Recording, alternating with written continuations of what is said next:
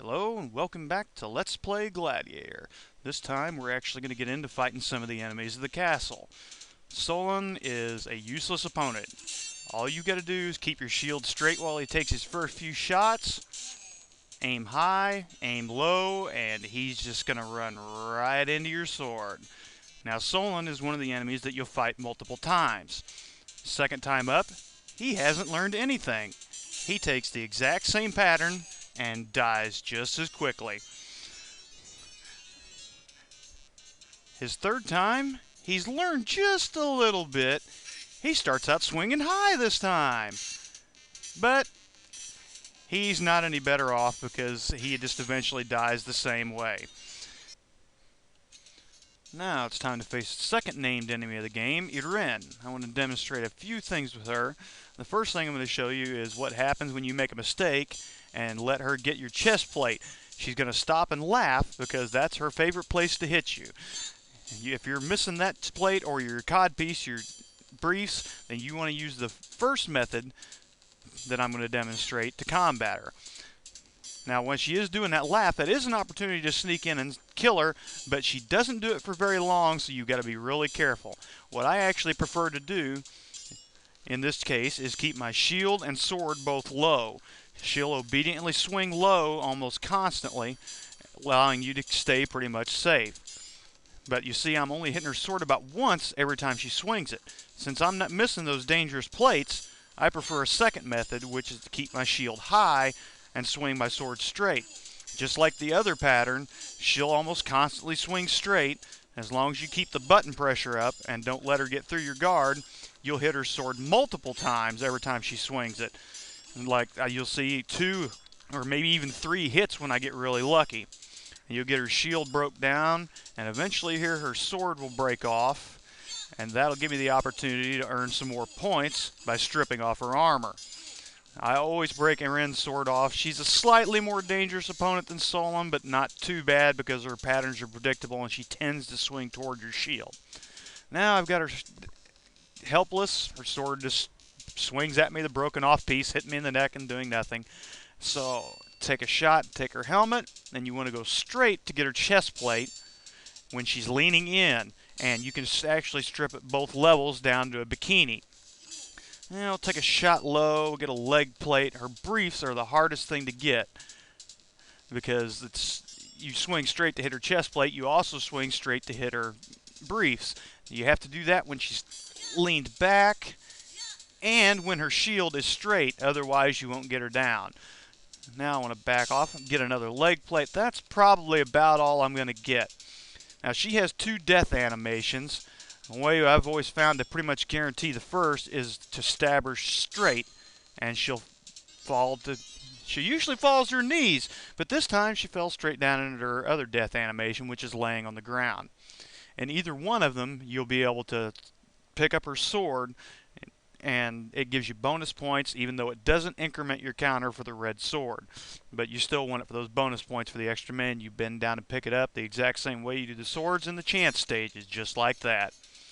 Now there's something I want to demonstrate from the Japanese version of the game, and we've got a little bit of cartoon nudity coming up, so I'll just warn you about that. And then once it's over, I'll tell you when it's safe to open your eyes again. Here we are in the Japanese version. I've taken the liberty of breaking off her end sword and breaking down her shield and stripping off her armor. So now we're going to see if we can't show you the one difference between the Japanese and American versions other than the Japanese title screen. Hopefully I'll actually get her to kneel when she falls this time. There we go. And you see there, here comes our little bit of cartoon nudity.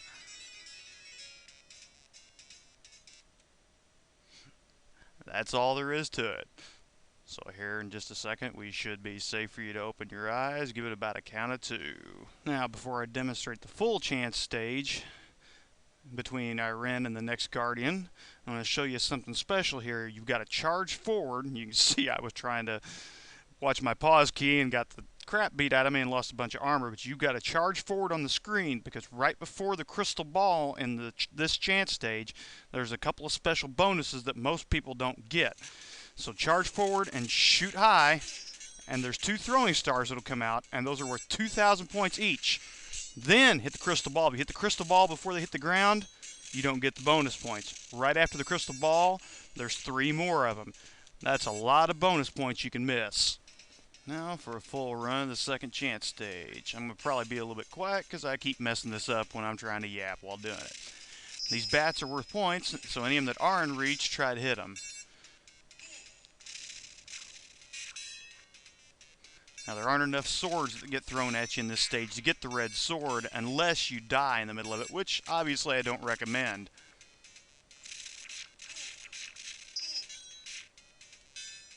I missed one of the throwing stars. Dagnabbit. Oh, I missed one again. Oh well. And you gotta watch out because those low flying bats actually can take off armor plates.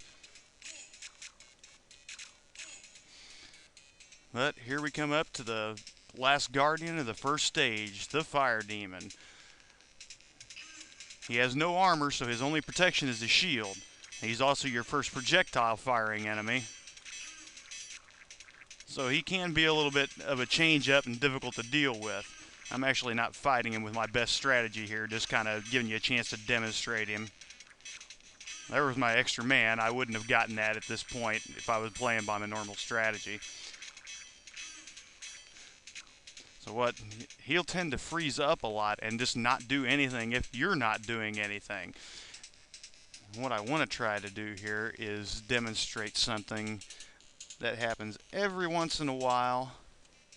Okay, what I was trying to demonstrate just isn't going to work for me, even though it happens constantly when you don't want it to. Sometimes it'll look like you're hitting his shield, but it makes a slightly different sound, like a ting, and you're not actually doing any damage to his shield at all. And so you have to switch positions to do it. This is how ridiculously easy this guy is. As soon as he shoots straight or low sometimes, he just runs right into your sword. That's still not my normal strategy for attacking him. So let's try to load up my save state. All you can do is basically block his first fireball, and he'll just freeze up and stand there and let you beat his shield down to nothing. And then as soon as it's down to nothing, move a little bit. He'll lean right down into that sword and die. And then we move on to the end of the stage.